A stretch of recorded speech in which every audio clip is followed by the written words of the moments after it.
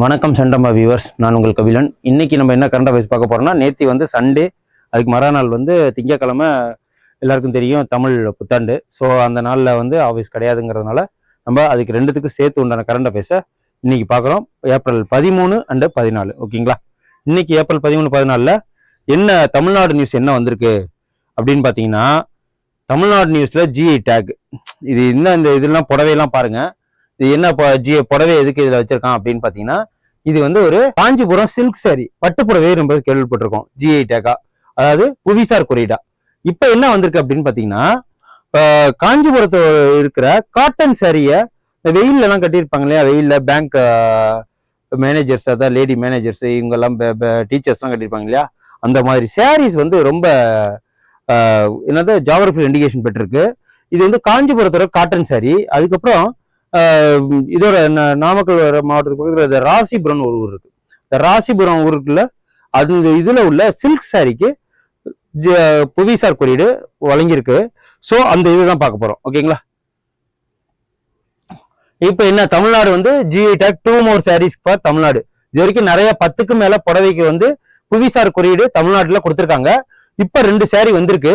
அந்த ஒரு சாரி என்ன அப்படின்னு பாத்தீங்கன்னா, ஒரு சாரி வந்து காஞ்சிபுரம் காட்டன் சாரி, இன்னொன்று வந்து ராசிபுரம் சில்க் சாரி, ஓகேங்களா?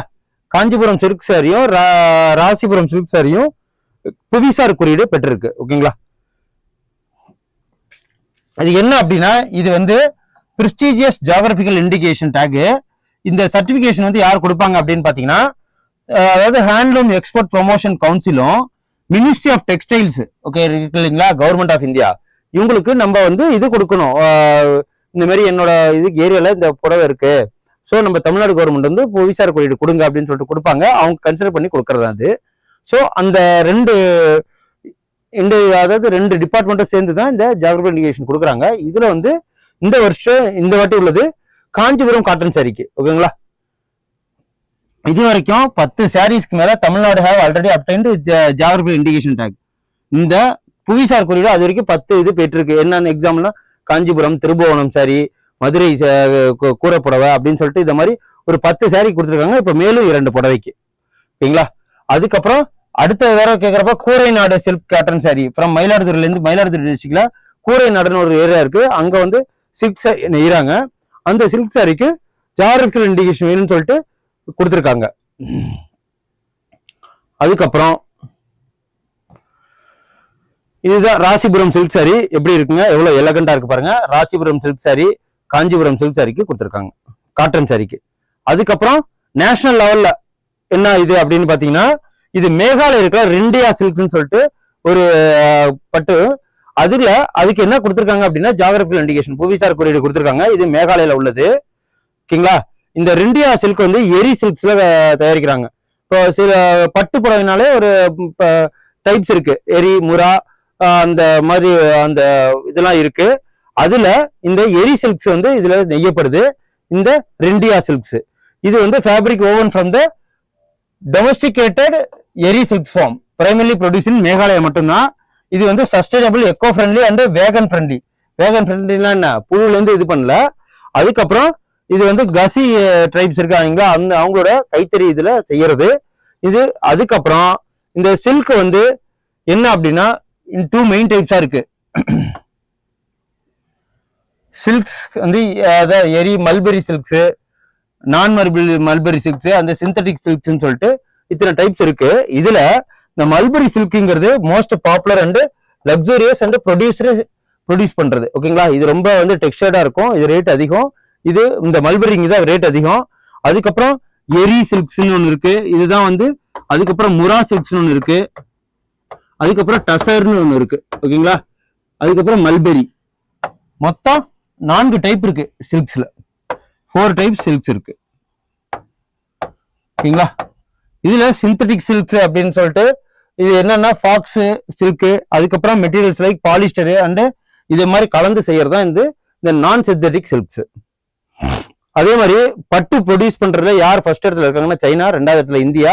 அதே ஸ்டேட்ஸ்ல யார் வந்து அதிகமா ப்ரொடியூஸ் பண்றாங்க அப்படின்னா, கர்நாடகா தான் ரொம்ப அதிகமா ப்ரொடியூஸ் பண்ற ஒரு மாநிலம், ஓகேங்களா? அதுக்கப்புறம் நேஷனல் நியூஸ்ல இது என்னடா புலி வந்திருக்கு அப்படின்னு சொல்லிட்டு பாக்காதீங்க.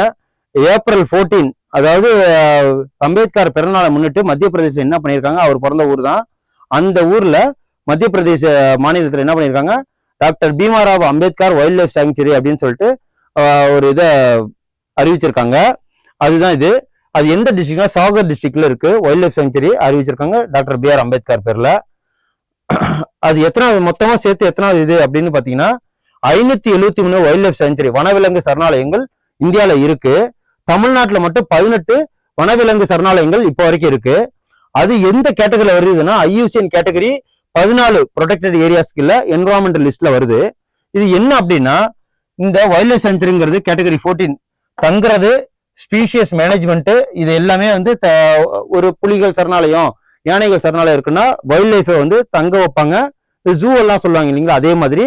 ஆனா அது ஒரு கேட்டட் கம்யூனிட்டி மாதிரி இல்லாம ஓப்பன் ஸ்பேஸ்ல இருக்கும். ஓகேங்களா, அதான் வைல்ட் லைஃப் சாங்சுரி. மொத்தம் 573 இருக்கு. அதுக்கப்புறம் உத்தரப்பிரதேசல என்னன்னா ஒரு போர்ட்டலுக்கு ஸ்காட்ச் அவார்டுன்னு சொல்லிட்டு கொடுத்துருக்காங்க. அந்த ஸ்காட்ச் அவார்டுங்கிறது போலீஸ் இதுல கொடுக்கறது. அது இந்த வாட்டி எது யாருக்கு கொடுத்துருக்காங்க அப்படின்னா உத்தரப்பிரதேச மாநிலத்தில் உள்ள போலீஸ் டிபார்ட்மெண்ட் கொடுத்துருக்காங்க. எதுக்காக அப்படின்னா அவங்க ஒரு போர்ட்டல் ஒன்று வெளியிட்டிருக்காங்க, investigation prosecution and convection portal அப்படிங்கிறதுக்கு யூபிக்கு அந்த ஸ்காட்ச் அவார்டு கொடுத்துருக்காங்க. இது எதுக்காக அப்படின்னா இந்த scotch award national level police and சேஃப்டிக்கு இம்பார்ட்டன்ஸ் கொடுத்ததுனால இந்த வருஷம் அவங்களுக்கு அந்த அவார்டு கொடுத்துருக்காங்க. அதுக்கப்புறம் பஞ்சாப் நியூஸ்.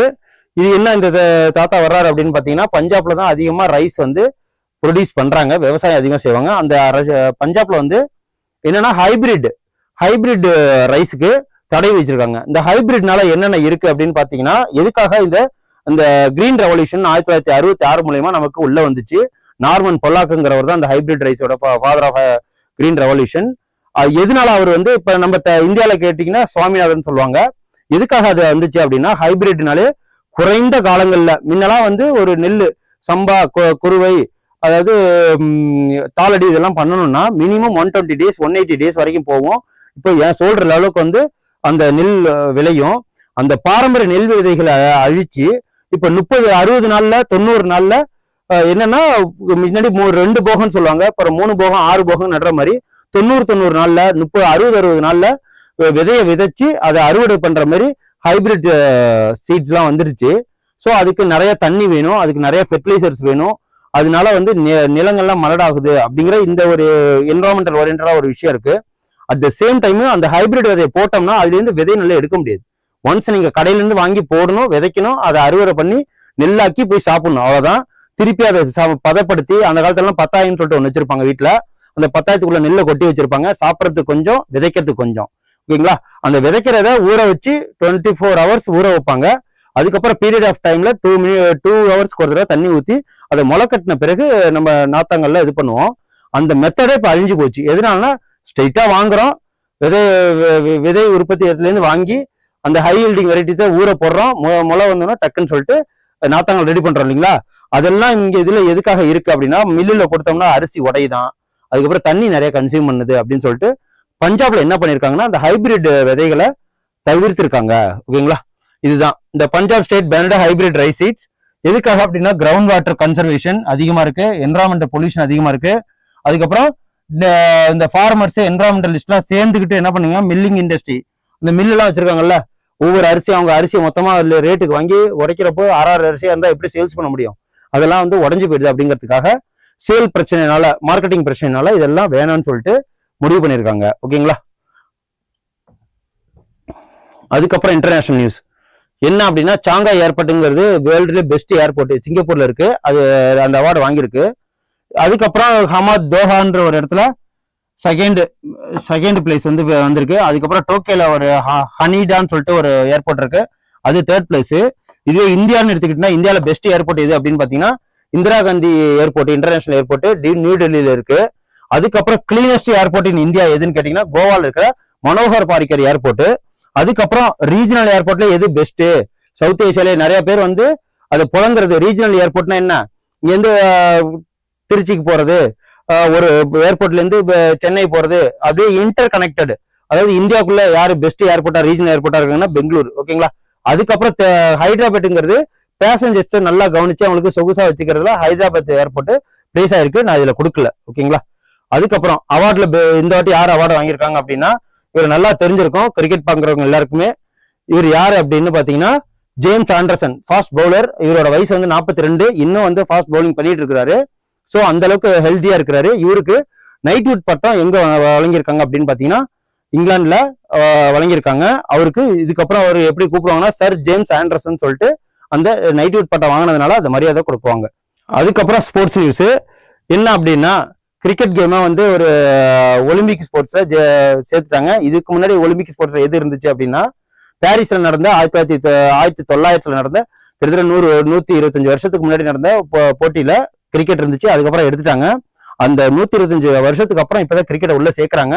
எந்த வருஷம் விளையாட போறாங்க அப்படின்னா 2028 இந்த ஒலிம்பிக் கேம்ஸ்ல வந்து கிரிக்கெட்டை சேர்த்திருக்காங்க. இது வந்து காமன்வெல்த் கேம்ஸ் தான் விளையாடுறாங்கன்னு உங்களுக்கு நல்லாவே தெரியும். இந்த கேம் எப்படி இருக்கும் அப்படின்னா T20 ஃபார்மெட்ல இருக்கும். ஓகேங்களா. இந்த ஒலிம்பிக் கேம்ஸ் வந்து ஒரு 6 கண்ட்ரி தான் வந்து இதுல பார்ட்டிசிபேட் பண்ண முடியும். அவங்களுக்குள்ளதான் இந்த கோல்டு மெடல் யாரு, சில்வர் மெடல் யாரு, பிரான்ஸ்ன்னு சொல்லிட்டு போட்டிடுவாங்க. எனக்கு தெரிஞ்சு இதுல நம்பிக்கை இருக்கு இந்தியா வந்துரும்னு சொல்லிட்டு. ஏன்னா இப்ப நடக்கிற IPL மேட்ச், அதுக்கப்புறம் T20 வேர்ல்டு கப் அப்படின்னு சொல்லிட்டு ஏகப்பட்ட விஷயத்துல நம்ம ரொம்ப எமினென்ட்டா இருக்கோம். ஸோ இந்த வாட்டி இதுல நமக்கு கிடைக்கிறதுக்கு வாய்ப்பு இருக்கு. 2028 நடக்க போற லாஸ் ஏஞ்சல்ஸ், அதாவது அமெரிக்காவில் நடக்கிற ஒலிம்பிக் போட்டியில கிரிக்கெட்டை வந்து சேர்த்திருக்காங்க. ஓகேங்களா. அதுக்கப்புறம் கிரிக்கெட் சேர்த்திருக்கு. இந்த இதுல வேற என்ன கேம் சேர்த்திருக்காங்க அப்படின்னா பேஸ்பால், இதுக்கு வந்து சாஃப்ட் பால்னு சொல்லுவாங்க, இதையும் சேர்த்திருக்காங்க. ஸ்குவாஷ் கேமு, இந்த ஸ்குவாஷ் கேம் வந்து சேர்ந்து அதுக்கப்புறம் பிளாக் ஃபுட்பால்னு ஒன்று இருக்கு. அப்புறம் லேக்ராஸ், சிக்ஸஸ் அடிப்பாங்க, பக்கத்துல நின்று பால் போடுவாங்க, 6 மட்டும்தான் அடிக்கணும், ஒன்னு அவுட் ஆகணும், 6 அடிக்கணும், அவுட் ஆகணும், இது மட்டும் தான் அது. இந்த விளையாட்டு எல்லாத்தையுமே சேர்த்திருக்காங்க. ஓகேங்களா. அதுக்கப்புறம் இம்பார்ட்டன்ட் டேஸ்ன்னு பாத்தீங்கன்னா இந்த 2 நாள்ல ஏப்ரல் 13 ஜாலியன் வாலாபாக் மசாக்கர் எல்லாருக்குமே தெரியும். 1919 ஒரு படுகொலை நடந்துச்சு. இதனால வந்து காந்தி வந்து மிகப்பெரிய துயரத்துக்கு ஆளானாரு. அதுக்கப்புறம் வந்து ஏகப்பட்ட பேர் விடுதலை உணர்வு இதுல உள்ள என்ட்ரானாங்க. இதுல ஜெனரல் டயர் வந்து மிகப்பெரிய மோசமான ஆளானாரு. இதை ஃபியூச்சர்ல ஜெனரல் டயரை ஒரு லண்டன்லயே வச்சு என்ன பண்ணாரு, அவர் பேர் கூட Haider Punjab Singh something like that, தெரிஞ்சா எனக்கு கமெண்ட் பண்ணுங்க. அவர் வந்து என்ன பண்ணிருக்கிறாரு, கிட்டத்தட்ட 1947 வாக்குல லண்டன்ல அந்த ஜெனரல் டயரை சுக்கு சுக்கா வெட்டி அதை வச்சு படமே வந்திருக்கு. லண்டன்ல இருக்கிற எல்லா ஸ்ட்ரீட்லயுமே வந்து நாய்க்கு இறையா போட்டாங்க. ஓகேங்களா. ஒரு பஞ்சாபோட தேசப்பற்றும் மக்கள் பற்றும் பாத்துக்குங்க. 1919 நடந்த அந்த விஷயத்துக்கு அப்ப அவர் பிறந்திருப்பாரு. அந்த விஷயத்தை கேள்விப்பட்டு அவரு 1948 அந்த வருஷத்துக்கிட்ட அவர் அப்போதைக்கு வயசாயிருப்பாரு ஜெனரல் டயரு. அப்பயும் அவரை வந்து என்ன பண்ணிருக்காங்க, கொலை பண்ணி அவரை ஒவ்வொரு துண்டா லண்டன்ல இருக்கிற ஒவ்வொரு தெருவிலையும் உள்ள நாய்களுக்கு இறையா போட்டிருக்காரு. ஓகேங்களா. அந்த அளவுக்கு பஞ்சாப்காரங்க நாட்டுப்பட்டா இருப்பாங்க. அட் த சேம் டைம் அவங்க எவ்வளவு பேட்ரியட்டிசமா இருப்பாங்க அப்படின்னு சொல்லிட்டு இன்னொரு இது, கடவுளுக்கு எவ்வளவு முக்கியத்துவம் கொடுப்பாங்கன்னா இந்த இந்திரா காந்தி அம்மையாரை கொன்ன விஷயத்துலயும் அவங்க என்ன பண்ணிருக்காங்க அப்படின்னா, காரணம் என்ன அப்படின்னா மெட்ராஸ் ரெஜிமெண்ட் என்ன பண்ணுவாங்க, ஷூவோட அமிர்ஸ்டர் கோயில்ல உள்ள என்ட்ராக்கி இருப்பாங்க. அதோட கோவம் தான் வந்து பிரைம் மினிஸ்டர்னு கூட பார்க்காம கடவுளுக்கு எந்த அளவுக்கு இம்பார்ட்டன்ஸ் கொடுத்துருக்காங்க, குருநானக்கு எந்த அளவுக்கு இம்பார்ட்டன்ஸ் கொடுத்துருக்காங்கன்னு பார்க்கும்போது ரொம்ப சீரியஸா இருக்கணும். இந்த விஷயத்துல அவங்க ரொம்ப பேட்ரியட்டிசமாவும் இருப்பாங்க, கடவுள் பக்தி அதிகமா இருப்பாங்க. ஓகேங்களா. அதுல அந்த இதுலதான் இந்த ஜாலியன் வாலாபாக் மசகர். நான் எதுக்காக இதெல்லாம் சொன்னேன்னா பஞ்சாப் மக்களோட ஒரு தனித்துவத்தை சொன்னேன். அந்த இதுல அமிர்ஸ்டர்ல நடந்துச்சு ஏப்ரல் 13, 1919 கிட்டத்தட்ட ஒரு கிரவுண்ட்ல விட்டுக்கிட்டு ஜெனரல் டயர் என்ன பண்ணாரு, மாட்டை சுடுற மாதிரி பீரங்கி வச்சு சுட்டாரு. கிட்டத்தட்ட ஏகப்பட்ட பேர் இறந்துட்டாங்க, எண்ணிக்கையே கிடையாது. இருந்தாலும் கவர்மெண்டா இதுக்கு ஹண்டர் கமிஷன் வச்சு விசாரணை கமிஷன்லாம் வச்சாங்க. அதுக்கப்புறம் அது பயனற்றா போனது. அன்னைக்கு ஏப்ரல் 13 அந்த நாள் தான் அனுசரிக்கிறாங்க. ஓகேங்களா. அதாவது இதான் ஜாலியன் வாலாபாக் மசாக்கருக்கு நடந்த ஒரு தூண், நினைவு தூண். அதுக்கப்புறம் ஏப்ரல் 14 ஈக்குவாலிட்டி டேவா கொண்டாடுறோம். அது என்னன்னா அம்பேத்கர் ஜெயந்தி, அவர் பிறந்த நாள். அவரு அன்னைக்கு பிறந்த நாளை வந்து சமத்துவ தினமா தமிழ்நாட்டில் கொண்டாடப்படுது. ஸோ அவர் நிறைய படிச்சிருக்கிறாரு, ஈக்குவாலிட்டி அதாவது தாழ்த்தப்பட்டவர்களுக்கு நிறைய போராடி இருக்காரு. நமக்கு எவ்வளவு மேதையா இருந்ததுனால கான்ஸ்டியூஷன் அமைச்சு தந்திருக்கிறாரு. அப்படிங்கிறப்போ எஜுகேஷனோட முன்னோடி அவர் தான், பாலிட்டியோட முன்னோடி அவர் தான், எக்கனாமிக்ஸ் வரல பொருளாதாரத்தோட முன்னோடி அவர் தான். அப்படிங்கிறப்போ அவருக்கு பிறந்த நாள அம்பேத்கர் ஜெயந்தியா அனுசரிக்கப்படுது. ஓகேங்களா. அவர் எப்ப பிறந்தாருன்னா ஏப்ரல் 14, 1889 பிறந்தாரு. அவர் எப்ப இறந்தாருன்னா 1956 டிசம்பர் 6 இறந்தார். அவருக்கு பாரத ரத்னா அவார்டு எப்ப கொடுத்தாங்கன்னா 1990 பாரத ரத்னா அவார்டு அவருக்கு வழங்கப்பட்டிருக்கு.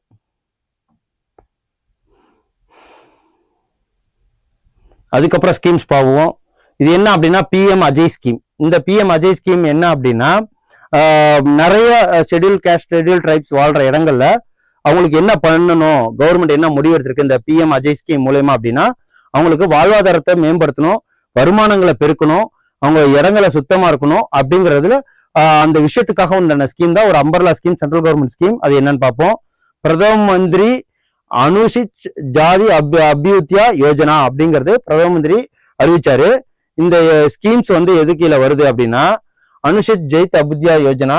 இந்த ஸ்கீம் வந்து எதோட மெர்ஜா இருக்கு அப்படின்னா, improve the socio economic condition of scheduled caste communities. ஓகேங்களா, சமூகத்திலையும் சரி பொருளாதாரத்திலும் சரி அவங்க மேம்பட்டு வரணுங்கிறதுக்காக இதை எப்ப லான்ச் பண்ணாங்கன்னா 2021 2022. இதோட காம்பினேஷன் ஆஃப் 3 எக்ஸிஸ்டிங் ஸ்கீம்ஸ் என்ன இருக்கு அப்படின்னு பாத்தீங்கன்னா, ஆதர்ஷ் கிராம் அப்படிங்கிற ஒரு ஸ்கீம்ஸும், special central assistant for scheduled caste and schedule sub plan இந்த ஸ்கீமும், அதுக்கப்புறம் பாபு ஜக்ஜீவன் ராம் சத்ரதிவாஸ் யோஜனா. இந்த ஸ்கீம் எல்லாம் ஒன்னு சேர்த்துதான் இந்த பிஎம் அஜய் ஸ்கீம். இது எல்லாத்தையும் சேர்த்து எதுக்காக அப்படின்னா, ஷெட்யூல்டு கேஸ்ட், அதாவது அவங்களுக்கு பாவர்ட்டி ரிடக்ஷன் பண்ணணும், ஸ்கில் டெவலப்மெண்ட் தரணும், அதுக்கப்புறம் இன்கம் ஜென்ரேட் பண்ணி தரணும், அப்புறம் இன்ஃப்ராஸ்ட்ரக்சர் டெவலப்மெண்ட் தரணும். இது எல்லாமே எங்க இருக்குங்கன்னா, ஷெட்யூல்டு கேஸ்ட் டாமினேட்டட் ஏரியால அவங்களுக்கு இதெல்லாம் பண்ணி தர்றதுங்கிறது இந்த பிஎம் அஜய் ஸ்கீம். ஓகேங்களா, இன்னைக்கு உண்டான கரண்ட் அஃபேர்ஸ் 13, 14 உங்களுக்கு ரொம்ப யூஸ்ஃபுல்லா இருக்குன்னு நான் நம்புறேன். எக்ஸாம்ஸ் எல்லாம் வந்துருச்சு, கரண்ட் அஃபேர்ஸ் ரொம்ப ஃபாலோ பண்ணுங்க.